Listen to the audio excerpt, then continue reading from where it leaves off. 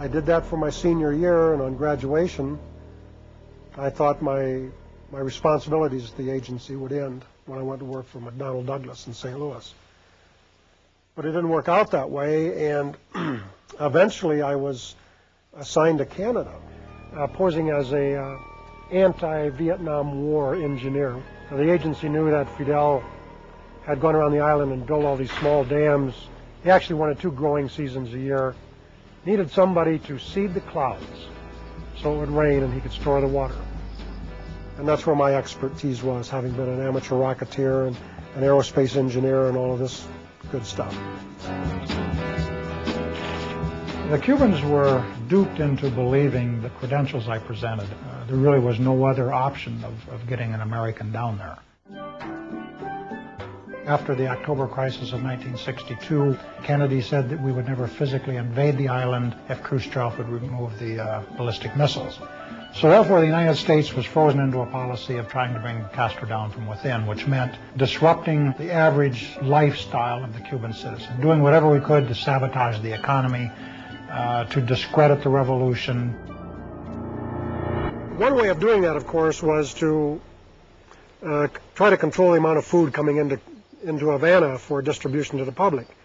And if we could do that by puncturing tires on a truck loaded with tomatoes for the market, or if we could cause a truckload of whatever, onions or fresh fruit or meat to become putrid or be stolen or contaminated on the way into town, we would do that. And I remember one particular instance, a brand new secondary school that had opened up in the countryside was going to receive its week's supply of fresh milk. And we bribed the driver of the truck. We knew where he stopped to have breakfast on his route. We wanted him to take a few extra minutes so we could put cement powder into the milk. We declared war on school children. That shouldn't be the policy of the United States government. You don't win friends and influence people that way, declaring war on children and innocent civilians.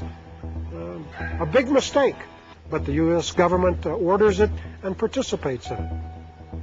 And the CIA's goal eventually was to increase this frustration level to a point where there would be a civil revolution within Cuba to bring him down.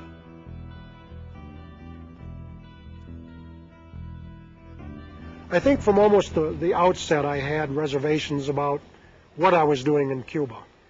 And that's because, just in general, I didn't enjoy harming people. And I didn't know the Cubans at the time, so I would rationalize myself that, well, this was in the best interests of my country. But as I got to know the Cuban people personally and ended up getting married to a Cuban, I started to change my attitude toward them very quickly. I think the most frightening thing that ever happened to me in Havana was when the Cuban counterintelligence people actually decided they had enough, and they came to my house and detained me. And eventually I was arrested and accused of espionage, even given a fake firing squad. And in spite of all the training I'd had and all the instruction I'd had that you don't get shot, you may be tried, there'll be a lot of publicity, you may even be imprisoned for a while, but eventually you'll be released and exchanged, you forget that when you're actually facing those rifle barrels and you're in a foreign country with no diplomatic mission and nobody there to speak for you. Your knees tremble and you lose bladder control. It's very scary.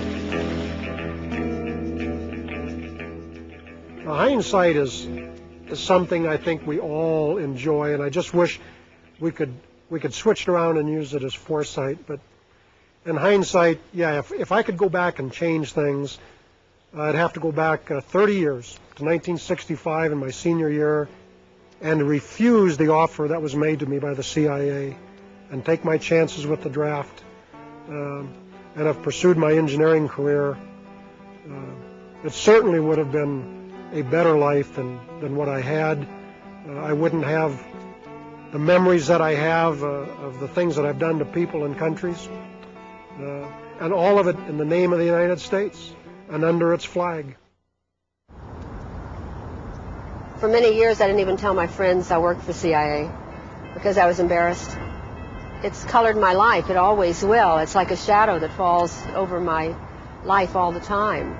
I still, if I say anything against them, I turn around wondering if I'm being followed.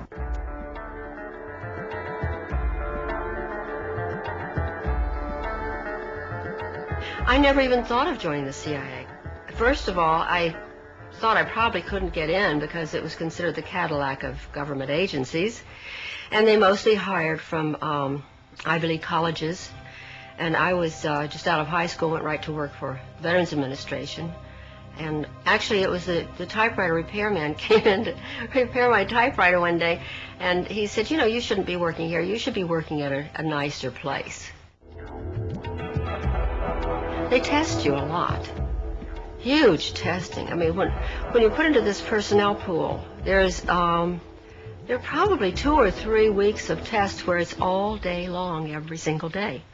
And there are IQ tests, there are personality tests. The questions that bothered me the most was when I took the polygraph test. And in the polygraph test, they ask you such incredibly personal questions. For instance, they asked me if I was a virgin. And I was 18. And I thought, what business is it of theirs whether I am or not? And I was rather embarrassed to tell them that I was, because I don't think any of my girlfriends were. I was raised very strict. There were very few women at CIA who were other than secretaries. It was very sexist. It was the male establishment, the white male establishment. I asked a couple of times why it was that there were no blacks there and why there were no gay people there, although they didn't call them gays in that time. In those days, I think they called them queers in those days. And they said because homosexuals could not be cleared because they could be blackmailed. They said that blacks couldn't be cleared because blacks just weren't, they were just still too primitive. They just weren't usually smart enough. And they didn't have the kind of background that white people had. I mean, I didn't think that much at the time because it was like sort of standard operating procedure. But when I think about it now, I'm really quite shocked how you probably would never get a job if you were black. I was assigned as a secretary in the audio surveillance division. They were experts on listening devices and hidden microphones and that sort of thing. I did also very often help the operatives get the documents that they needed. Once in a while I'd have